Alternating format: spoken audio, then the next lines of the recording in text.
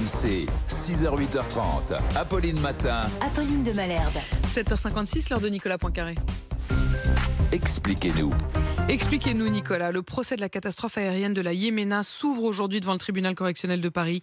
152 personnes étaient mortes dans cet accident au large des Comores en 2009. Oui, c'était le 29 juin 2009. L'Airbus de la compagnie Yemenia Airways s'apprêtait à se poser à Moroni, la capitale des Comores. C'était la fin d'un très long voyage. La plupart des passagers avaient embarqué à Paris ou à Marseille. Puis ils avaient changé d'avion lors d'une escale à Sanaa, la capitale du Yémen. On venait de demander aux passagers de se préparer pour l'atterrissage. Et soudain, à 23h53, l'avion a heurté l'océan avec ses moteurs à pleine puissance. Il s'est aussitôt enfoncé sous l'eau. On a compté donc 152 morts, 11 membres d'équipage et 141 passagers, dont la moitié étaient de nationalité française. 152 morts, une survivante. Oui, Baya Bakari, une adolescente de 13 ans, française d'origine comorienne, qui voyageait avec sa mère. Des pêcheurs l'ont retrouvée le lendemain à la mi-journée. Elle venait de passer 11 heures dans l'eau, accrochée à un débris de l'avion. Par la suite, elle a raconté, elle se souvient très bien des derniers moments du vol.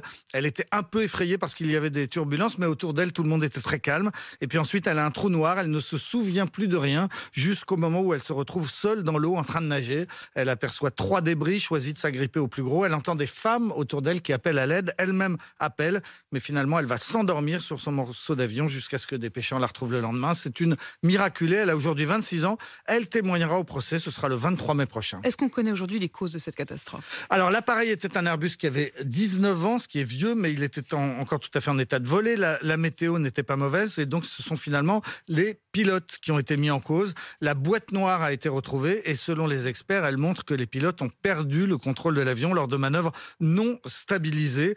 Sur les enregistrements, on entend les pilotes dire remonte et puis on est perdu. Bref, c'est une faute de pilotage qui serait la seule cause de la catastrophe. Qui est jugé ? Alors la compagnie Yemenia Airways, les juges d'instruction l'ont renvoyé devant le tribunal correctionnel pour homicide involontaire parce que selon les juges, Yemenia a commis de lourdes erreurs. Par exemple, en maintenant les vols de nuit vers les Comores alors que les feux de balisage de l'aéroport de Moroni étaient en panne depuis longtemps. Autrement dit, les pilotes devaient se poser dans le noir. Mais plus grave encore, l'instruction a surtout démontré que ces pilotes n'étaient pas au niveau.